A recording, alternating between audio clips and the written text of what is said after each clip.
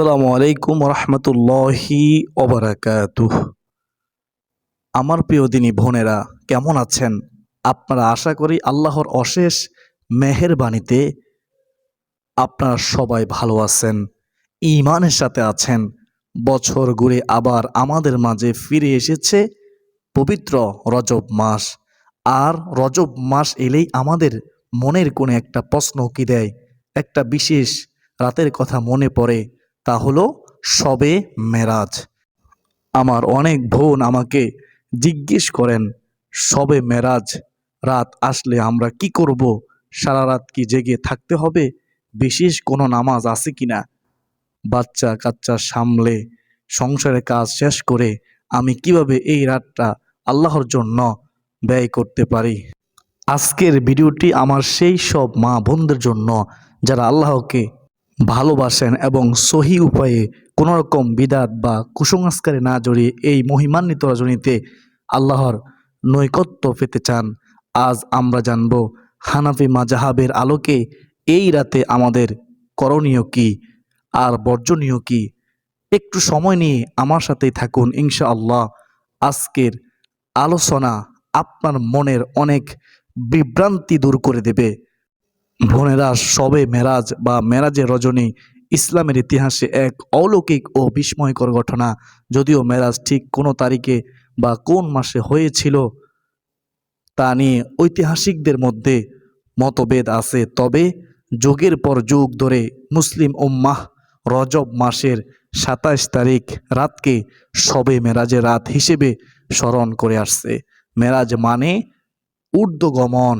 এই রাতে আমাদের প্রিয় নবী হযরত মুহাম্মদ সাল্লাল্লাহু আলাইহি ওয়াসাল্লাম মক্কা থেকে বাইতুল মুকাদ্দাস এবং সেখান থেকে ৭ আসমান পাড়ি দিয়ে মহান আরশে আজিমে আল্লাহর দিদার লাভ করেছিলেন। সুবহানাল্লাহ। তবে প্রিয় বোন, এই ঘটনার সবচেয়ে বড় শিক্ষা বা উপহার কি জানেন? তা হলো নামাজ। এই রাতে আল্লাহ তাআলা আমাদেরকে ৫ ওয়াক্ত নামাজ উপহার দিয়েছেন, যেই নামাজ মমিনের মিরাজ স্বরূপ। তাই এ রাতের আলোচনা শুধু অলৌকিক ঘটনার গল্পে সীমাবদ্ধ না রেখে আমাদের ভাবা উচিত, যেই নামাজের জন্য নবীজি এত দীর্ঘ সফর করেছেন, সেই নামাজ আমার জীবনে কতটা প্রতিষ্ঠিত হয়েছে। এখন আসি মূল কথায়।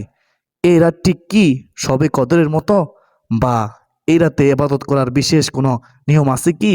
আমাদের হানাফি মাযহাবের ফুকাহে কেরাম এবং হক্কানি আলেমগণ অত্যন্ত স্পষ্ট ভাষায় বলেছেন, শবে মেরাজের রাত নিঃসন্দেহে ফজিলতপূর্ণ একটি ঘটনার সাক্ষী।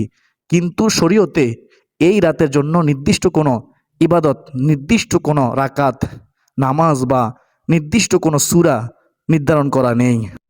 মানে হলো রাসূলুল্লাহ সাল্লাল্লাহু আলাইহি ওয়াসাল্লাম বা সাহাবায়ে কেরাম দল বেঁধে গোটা করে শবে মেরাজের নামাজ নামে কোনো আয়োজন করেননি।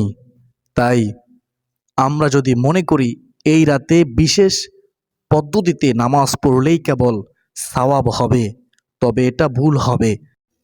তবে হ্যাঁ, যেহেতু এটি একটি বরকতময় স্মৃতি বিজড়িত রাত এবং মানুষ এই রাতে এবাদতের সুযোগ খোঁজে, তাই আপনি একাকী নফল এবাদত করতে পারেন।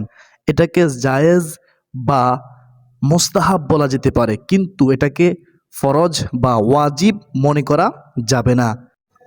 আর সবচেয়ে বড় কথা, নফল এবাদতের জন্য মসজিদে ভিড় না করে বা হই হুল্লোড় না করে নিজ ঘরে নিবৃত্তিতে ইবাদত করাই মাযহাবের দৃষ্টিতে উত্তম, বিশেষ করে আমাদের নারীদের জন্য।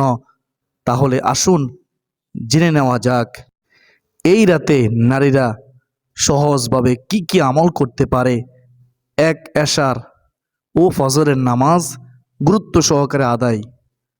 বোন, নফল এবাদতের চেয়ে ফরজ এবাদতের গুরুত্ব আল্লাহর কাছে অনেক বেশি। তাই শবে মেরাজের রাতে সবার আগে নিশ্চিত করুন আপনার এশার নামাজ যেন আউয়াল ওয়াক্তে দৃঢ় স্থিরভাবে হয়, এবং অবশ্যই রাত জাগতে গিয়ে যেন ফজরের নামাজ কাজা না হয়ে যায়। ফজর হলো দিনের শুরুর আলো, ওটা মিস করলে সারা রাতের এবাদত মনে রাখবেন নষ্ট হয়ে যাবে। দুই, কাজা নামাজ বা কাজা উমরি নামাজ। আমাদের অনেক বোনের জীবনে অতীতে অনেক নামাজ কাজা হয়েছে। বিশেষ করে এই পবিত্র রাতে নির্দিষ্ট কোনো নফল নামাজ না পড়ে আপনি আপনার জীবনের কাজা নামাজগুলো আদায় করতে পারেন। হানাফি মাযহাবে নফলের চেয়ে কাজা নামাজ আদায়ের গুরুত্ব অনেক বেশি। নিয়ত করবেন, আমার জীবনের অনাদায়ী ফজরের জোহরের নামাজ আদায় করছি। 3. কোরআন তেলাওয়াত। কোরআনুল কারীমের সূরা বনি ইসরাইল বা সূরা আল ইসরা তেলাওয়াত করতে পারেন, যেখানে মেরাজের ঘটনার ইঙ্গিত আছে। অথবা আপনার যে সূরা ভালো লাগে সেটাই পড়ুন, অর্থসহ পড়ার চেষ্টা করুন। কোরআন হলো আল্লাহর সাথে কথা বলা। প্রিয় দিনী মা বোন, 4 নম্বর হচ্ছে ইস্তিগফার ও দুরূদ শরীফ। সংসারে কাজ করছেন বা বাচ্চাকে ঘুম পড়াচ্ছেন, আপনি ইস্তিগফার, আস্তাগফিরুল্লাহ এবং দুরূদ শরীফ পাঠ করতে থাকুন। এই রাতে আল্লাহ বান্দার তওবা কবুল করেন বলে আমরা আশাবাদী। সাইয়্যিদুল ইস্তিগফার পাঠ করা অত্যন্ত উত্তম। 5. তাহাজ্জুদ যদি সম্ভব হয় শেষ রাতে উঠে 2 বা 4 রাকাত তাহাজ্জুদ নামাজ পড়ুন। আল্লাহর কাছে নিজের মনের সব কথা খুলে বলুন।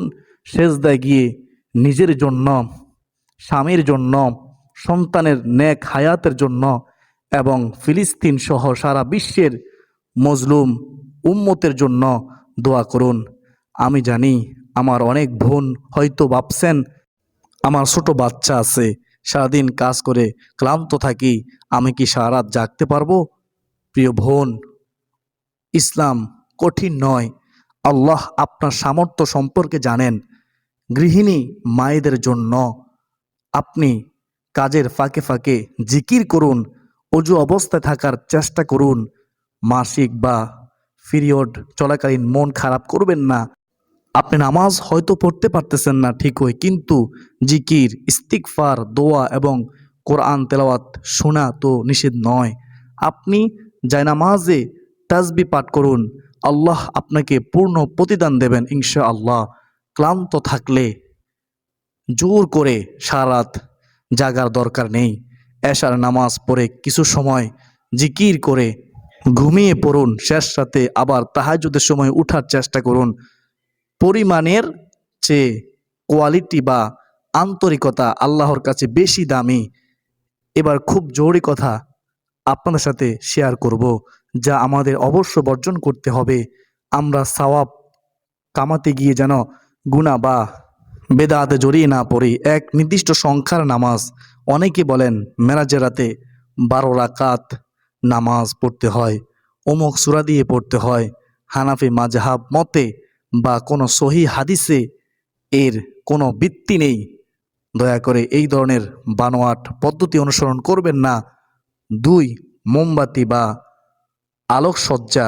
এ রাতে ঘর বাড়ি বা মসজিদ আলোকসজ্জা করা, আগরবাতি জ্বালিয়ে বিশেষ পরিবেশ তৈরি করা, এগুলো দিনের অংশ নয়, বরং এগুলো অপচয় এবং বিজাতীয় সংস্কৃতি অনুসরণ। 3. রোজার ভুল ধারণা। শবে মেরাজের পরের দিন 27শে রজব রোজা রাখতেই হবে এমন কোনো বাধ্যবাধকতা নেই, নির্দিষ্ট হাদিস নেই। তবে হ্যাঁ, রজব মাসের নফল রোজার ফজিলত আছে।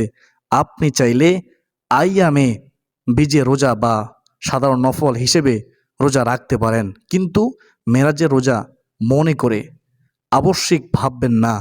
4. খাবার নিয়ে বাড়াবাড়ি। শবে মেরাজ মানেই হালুয়া রুটি বা বিশেষ খাবারের আয়োজন। এটা আমাদের সমাজের একটা কালচার হতে পারে, কিন্তু ইবাদতের অংশ নয়। মনে রাখবেন, এটাকে দিনের অংশ মনে করা বিদআত। প্রিয় বোনেরা, ভিডিওর শেষ প্রান্তে চলে এসেছি।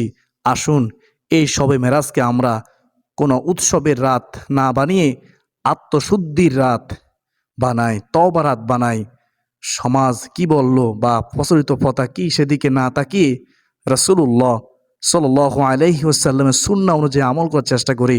আল্লাহ আমাদের অল্প আমলটুকু কবুল করুন, আমাদের ঘরগুলোকে শান্তিতে ভরিয়ে দিন, আমাদের সন্তানদের চোখের শীতলতা মানান।